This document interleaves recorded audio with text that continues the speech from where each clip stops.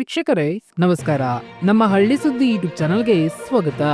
ಈ ಜಿಲ್ಲೆಯ ರೈತರಿಗೆ 1.86 ಲಕ್ಷ ರೈತರಿಗೆ 261.43 ಕೋಟಿ ಬೆಳೆ ಹಾನಿ ಪರಿಹಾರ ಜಮಾ ಆಗಿದೆ. ಯಾವ ಜಿಲ್ಲೆಗೆ ಜಮಾ ಆಗಿದೆ, ಎಷ್ಟು ಜಮಾ ಆಗಲಿದೆ ಎಲ್ಲವನ್ನೂ ಕೂಡ ಈ ವಿಡಿಯೋದಲ್ಲಿ ತಿಳಿಸಿಕೊಡ್ತಾ ಹೋಗ್ತೀವಿ.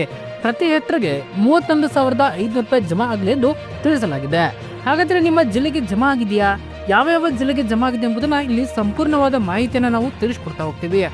ಅದಕ್ಕೂ ಮುನ್ನ ನೀವು ನಮ್ಮ ಚಾನಲ್ನ ಸಬ್ಸ್ಕ್ರೈಬ್ ಆಗಿಲ್ಲ ಅಂತಂದ್ರೆ ಈ ಕೂಡಲೇ ಸಬ್ಸ್ಕ್ರೈಬ್ ಆಗಿ, ಹಾಗೆ ಬೆಲ್ ಐಕಾನ್ ಕ್ಲಿಕ್ ಮಾಡಿ ಆಲ್ ಅಂತ ಸೆಲೆಕ್ಟ್ ಮಾಡಿ.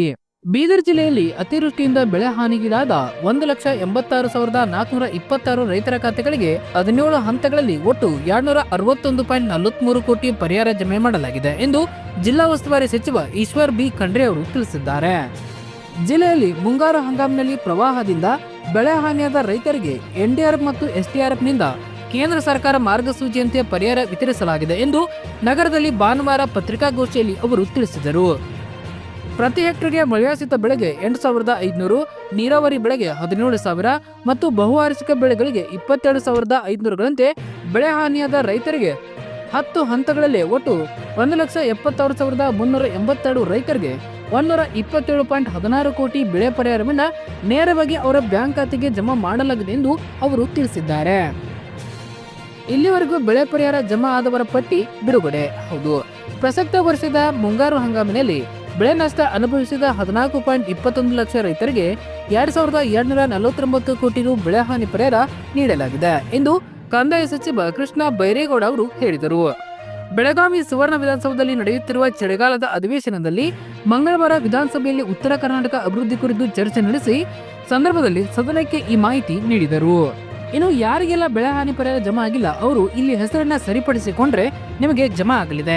ಹೌದು, ಮಳೆಯಿಂದ ಬೆಳೆ ಹಾನಿಯಾದ 46,768 ರೈತರ ಬ್ಯಾಂಕ್ ಖಾತೆಗೆ ಆಧಾರ್ ಕಾರ್ಡ್ ಜೋಡಣೆ ಮತ್ತು ಹೆಸರಿನಲ್ಲಿ ಆಗಿರೋ ವ್ಯತ್ಯಾಸ ಸರಿಪಡಿಸಿದ ಕೂಡಲೇ ನೇರವಾಗಿ ಅವರ ಖಾತೆಗೆ ಬೆಳೆ ಹಾನಿ ಪರಿಹಾರ ಜಮಾ ಆಗುವುದೆಂದು ತಿಳಿಸಲಾಗಿದೆ.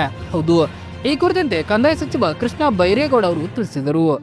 ಕಾಂಗ್ರೆಸ್ನ ತಿಪ್ಪಣ್ಣ ಕಮಕ್ನೂರ್ ಅವರ ಪ್ರಶ್ನೆಗೆ ಉತ್ತರಿಸಿದ ಸಚಿವರು, ಕಲಬುರಗಿಯಲ್ಲಿ ಕಳೆದ ಆಗಸ್ಟ್ ತಿಂಗಳಿನಲ್ಲಿ ಸತತವಾಗಿ ಸುರಿದ ಮಳೆಯಿಂದಾಗಿ 3,23,318 ರೈತರಿಗೆ 498.73 ಕೋಟಿ ರೂಪಾಯಿ ಪರಿಹಾರ ಹಣ ಪಾವತಿಸಲಾಗಿದೆ. ಆದರೆ 21,394 ರೈತರಿಗೆ ಹಣ ಪಾವತಿ ಆಗಿಲ್ಲ. ಬ್ಯಾಂಕ್ ಖಾತೆಗೆ ಆಧಾರ್ ಲಿಂಕ್ ಆಗದೇ ಇರುವವರು ಹಾಗೂ ರೈತರ ಹೆಸರಿನಲ್ಲಿ ವ್ಯತ್ಯಾಸ ಇರುವ ಕಾರಣ ಹಣವನ್ನು ನೇರವಾಗಿ ಅವರ ಖಾತೆಗೆ ಜಮಾ ಮಾಡಲಾಗಿಲ್ಲ. ರೈತರು ಈ ವ್ಯತ್ಯಾಸ ಸರಿಪಡಿಸಿಕೊಂಡ್ರೆ ಅವರಿಗೆ ಒಂದೆರಡು ದಿನದಲ್ಲಿ ಹಣ ಅವರ ಖಾತೆಗೆ ಜಮಾ ಆಗಲಿದೆ ಎಂದು ಅವರು ತಿಳಿಸಿದರು. ಇದಕ್ಕೂ ಮುನ್ನ ಮಾತನಾಡಿದ ಕಮಕ್ನೂರ್ ಅವರು, ಬೆಳೆ ಹಾನಿಗೆ ರೈತರ ಇನ್ಪುಟ್ ಸಬ್ಸಿಡಿ ಹೆಚ್ಚು ಮಾಡಲು ಸಾಧ್ಯವಿದೆಯೇ? ಹಾಗೆ ಸುಮಾರು 2.76 ಲಕ್ಷ ರೈತರಿಗೆ ಬೆಳೆ ವಿಮೆ ಸರಿಯಾಗಿ ಸಿಕ್ಕಿಲ್ಲ ಎಂದು ಗಮನ ಸೆಳೆದರು. ಇನ್ನು ಬೆಳೆ ಸಮೀಕ್ಷೆ ವ್ಯತ್ಯಾಸವಿದ್ದಲ್ಲಿ ಆಕ್ಷೇಪಣೆ ಸಲ್ಲಿಸಿ ಇತ್ಯರ್ಥಪಡಿಸಲು ರೈತರಿಗೆ ಅವಕಾಶವನ್ನ ಕೋರಲಾಗಿದೆ. ಕೃಷಿ ಜಮೀನುಗಳಲ್ಲಿ ಬೆಳೆ ಸಮೀಕ್ಷೆಯನ್ನು ಸ್ವತಃ ರೈತರೇ ಬೆಳೆ ಸಮೀಕ್ಷೆ ರೈತರ ಆ್ಯಪ್ನಲ್ಲಿ ಬೆಳೆ ಮಾಹಿತಿ ನಮೂದಿಸಲು ಅವಕಾಶ ಕಲ್ಪಿಸಲಾಗಿದ್ದು, ಯಾವುದೇ ವ್ಯತ್ಯಾಸಗಳು ಕಂಡು ಬಂದಲ್ಲಿ ರೈತರು ನಿಗದಿತ ಸಮಯದಲ್ಲಿ ಆಕ್ಷೇಪಣೆ ಸಲ್ಲಿಸಲು ಅವಕಾಶ ಕಲ್ಪಿಸಲಾಗಿದೆ ಎಂದು ಕೃಷಿ ಸಚಿವ ಚಲುವರಾಯನ್ ಸ್ವಾಮಿ ಅವರು ಹೇಳಿದರು. ಅವರು ಬೆಳಗಾವಿಯ ಸುವರ್ಣ ವಿಧಾನಸೌಧದಲ್ಲಿ ನಡೆಯುತ್ತಿರುವ ಚಳಿಗಾಲ ಅಧಿವೇಶನದಲ್ಲಿ ವಿಧಾನಸಭೆಯ ಪ್ರಶ್ನೋತ್ತರ ವೇಳೆಯಲ್ಲಿ ತರೀಕೆರೆ ವಿಧಾನಸಭಾ ಕ್ಷೇತ್ರದ ಶಾಸಕ ಜಿಎಸ್ ಶ್ರೀನಿವಾಸ್ ಅವರ ಪ್ರಶ್ನೆಗೆ ಸದನದಲ್ಲಿ ಉತ್ತರಿಸಿದರು. ರಾಜ್ಯದ ಎಲ್ಲಾ ರೈತರ ತಾಕುಗಳು ಮತ್ತು ಬೆಳೆ ಮಾಹಿತಿ ದಾಖಲಿಸುವ ಸಲುವಾಗಿ ಆದ್ಯತೆ ಮೇರೆಗೆ ಪ್ರಪ್ರಥಮವಾಗಿ ಸ್ವತಃ ರೈತರೇ ಬೆಳೆ ಸಮೀಕ್ಷೆ ರೈತರ ಆ್ಯಪ್ನಲ್ಲಿ ಬೆಳೆ ಮಾಹಿತಿ ನಮೂದಿಸಲು ಅವಕಾಶವನ್ನ ಕಲ್ಪಿಸಲಾಗಿದೆ. ಸಕಾಲದಲ್ಲಿ ರೈತರ ಬೆಳೆ ಸಮೀಕ್ಷೆ ಮಾಡದೇ ಇದ್ದಲ್ಲಿ ಖಾಸಗಿ ನಿವಾಸಿಗಳ ಮೂಲಕ ಬೆಳೆ ಸಮೀಕ್ಷೆ ಕೈಗೊಳ್ಳಲಾಗುತ್ತಿದೆ.